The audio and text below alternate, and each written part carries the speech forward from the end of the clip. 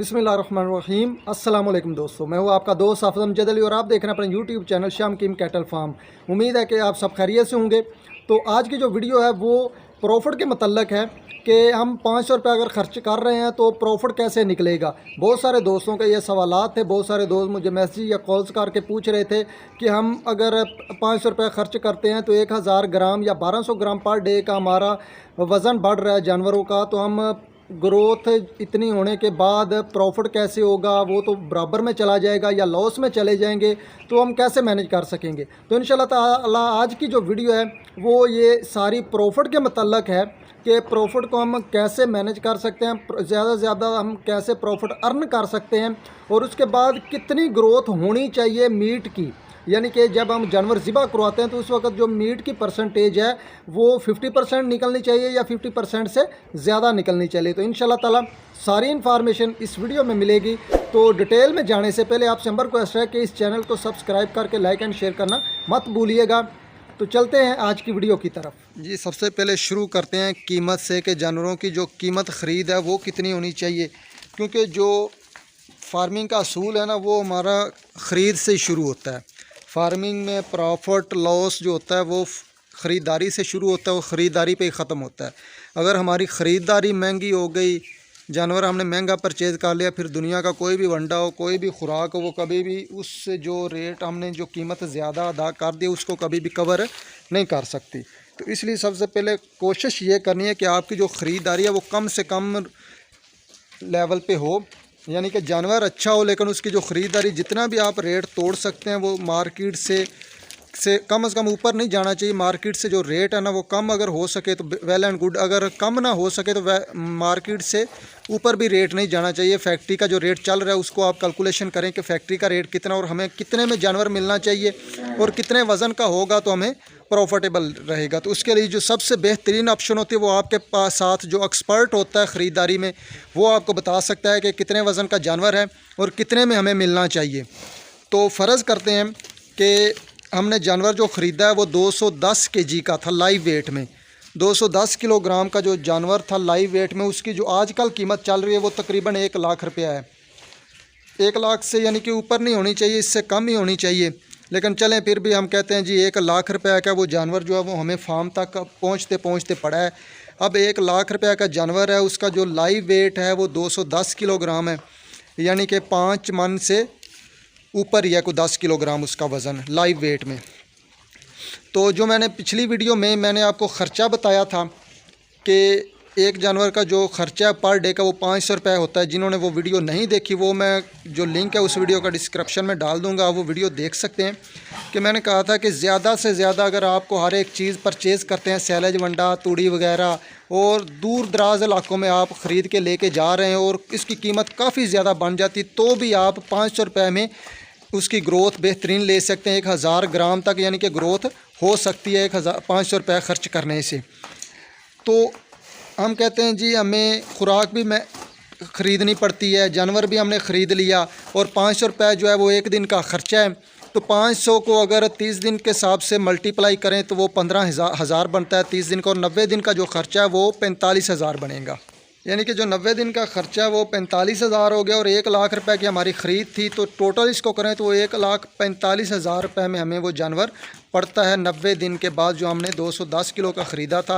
अब अगर 1000 ग्राम यानी कि 1 किलोग्राम उसका वज़न बढ़ता है एक दिन में, तो 90 दिन में उसका जो वज़न है टोटल जो बढ़ेगा वो 90 किलो ही बढ़ेगा।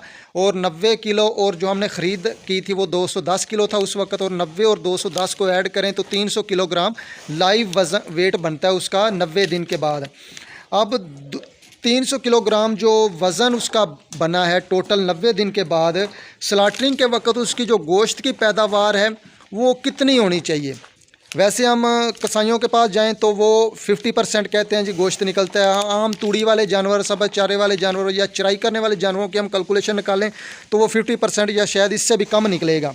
लेकिन जो फार्म वाला जानवर होता है जिसको खुराक अच्छी दी जा रही हो, वंडा सैलेज वगैरह, तो उसकी जो परसेंटेज है वो 50% से ज़्यादा ही निकलती है। अल्हम्दुलिल्लाह हमारी जो परसेंटेज है तकरीबन जैसा भी मौसम हो 50% से ऊपर ही जाती है। जो नॉर्मल होती है वो तकरीबन 53%, 54% यानी कि 54% तक।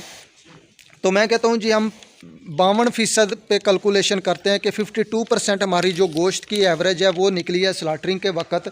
तो 300 किलो का जो जानवर है 50% निकालें तो उसका जो गोश्त निकलेगा वो 150 किलो निकलेगा, लेकिन 52% निकालें तो उसका जो गोश्त निकलेगा वो 156 किलो निकलेगा।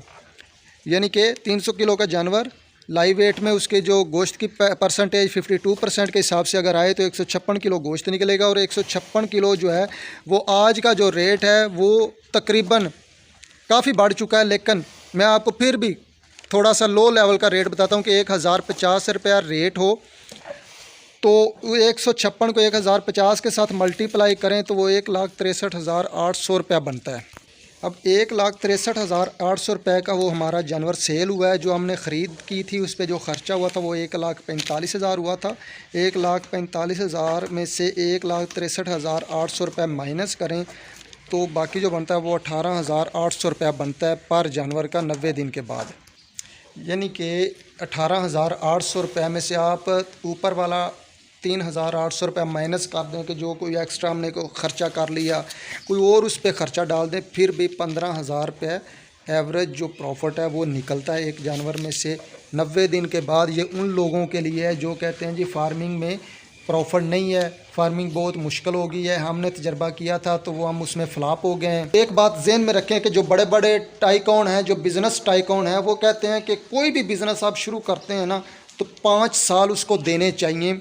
5 सालों के बाद आप फ़ैसला करें कि आप उसमें से प्रॉफिट कमा रहे हैं या लॉस में जा रहे हैं, तो उसके बाद फ़ैसला करें कि इस बिज़नेस को आगे कंटिन्यू करना है या इसको ख़त्म करना है।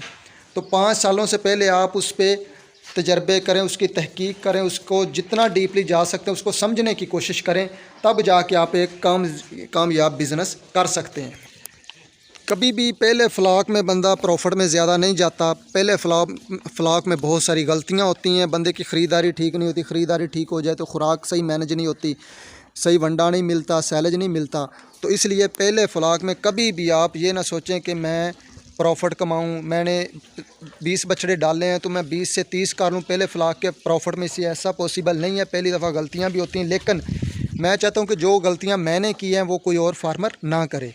तो ये आसान सी कैलकुलेशन मैंने आपके सामने रखी। जो दोस्त शिकवा कर रहे थे, मुझसे पूछ रहे थे कि 500 रुपया ख़र्चा करने के बाद फिर हमें क्या बचेगा, कुछ नहीं बचेगा।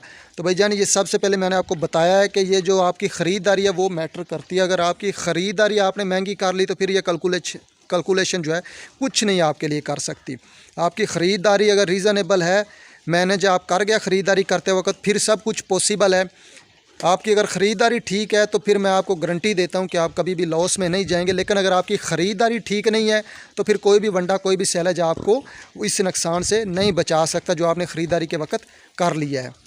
तो बाकी रही बात कि खुराक कौन सी इस्तेमाल करवानी चाहिए, तो मैंने आपको पिछली वीडियो में तनासब बता दिया कि कितनी मकदार में कौन सी खुराक देनी चाहिए। बस एक ही बात मैं हर बार करता हूँ कि सैलेज और वंडा जो है ना वो क्वालिटी वाला हो। जानवर जब आप क्वालिटी वाला ख़रीदेंगे तो उसको खुराक भी क्वालिटी वाली देनी है। हम जानवर लाख सवा लाख रुपए का जानवर ख़रीद लेते हैं, लेकिन खुराक देते वक्त हम कहते हैं जी सस्ता सैलेज मिले, सस्ता वंडा मिले, तो उसकी फिर 90 दिन के बाद जो एवरेज ग्रोथ निकलती है ना वो 700 ग्राम 800 ग्राम निकलती है। तो वहाँ पे जाके फिर फार्मर के लिए परेशानियाँ बढ़ती हैं। इसलिए जानवर जब अच्छा ख़रीद रहे हैं तो उसको जो खुराक है वो भी म्यारी आप इस्तेमाल करवाएं। तो इस वक्त आलू का सीज़न चल रहा है, आप आलू इस्तेमाल करवाना चाहते हैं तो ज़रूर करवाएं। तो अगर आप सैलेज और वंडे के मतलब किसी भी किस्म की इन्फॉर्मेशन लेना चाहते हैं तो अल्हम्दुलिल्लाह मैं आपको इन्फॉर्मेशन भी दूंगा। अगर सैलेज और वंडा आप चाहिए तो हम सप्लाई भी करते हैं, डिलीवर कर रहे हैं तकरीबन पूरे पाकिस्तान में। तो A+ क्वालिटी का सैलेज आपको मिलेगा, वनडे में आपको किसी किस्म का कोई शक नहीं होगा, वो भी आपको A+ क्वालिटी का ही मिलेगा। हाजी आशिक साहब वंडा, सैलेज और वंडा जो है वो क्वालिटी वाला ही हमेशा इस्तेमाल करें। अगर आपको सैलेज और वंडा चाहिए हो तो वो हम मुझसे आप रब्ता कर सकते हैं। A+ क्वालिटी वाला सैलेज और वंडा हमारे पास दस्तयाब होता है। आलू का सीज़न चल रहा है, अगर आप आलू इस्तेमाल करवाना चाहें तो वो भी आप इस्तेमाल करवा सकते हैं, मुझसे रब्ता कर सकते हैं। किसी भी किस्म की इन्फॉर्मेशन के लिए, फार्मिंग के मतलब, स्लॉटरिंग के मतलब, ख़रीदारी के मतलब आप मुझसे रब्ता करना चाहें तो मेरा कॉन्टैक्ट नंबर स्क्रीन पे शो हो रहा है, मुझे मैसेज कर सकते हैं, कॉल्स कर सकते हैं। इंशाल्लाह ताला जितना मुमकिन हो सका मैं आपको ज़रूर इन्फॉर्मेशन दूंगा, क्योंकि इल्म एक ऐसी चीज़ है कि ये जो बांटने से ना कभी भी कम नहीं होता, बढ़ता ही है। क्योंकि मुझे अल्लाह ताला की ज़ात पे यकीन है एज़ ए मुस्लिम के अगर हम किसी के लिए बुरा नहीं चाहेंगे ना तो हमारे लिए कभी भी बुरा नहीं होगा। तो कोशिश करें कि दूसरों के लिए अच्छा करें तो आपके लिए खुद ब खुद ही अच्छा होता जाएगा। जैसे शायर कहता है ना कि रखते हैं जो औरों के लिए प्यार का जज्बा, रखते हैं जो औरों के लिए प्यार का जज्बा, वो लोग कभी टूट के बिखरा नहीं करते। तो उम्मीद है आज की वीडियो आपको पसंद आएगी। अपनी राय का इजहार आप कमेंट्स बॉक्स में कर सकते हैं। तो अपना बहुत सारा ख्याल रखिएगा, मुझे दुआओं में याद रखिएगा। ओके, अल्लाह हाफिज़।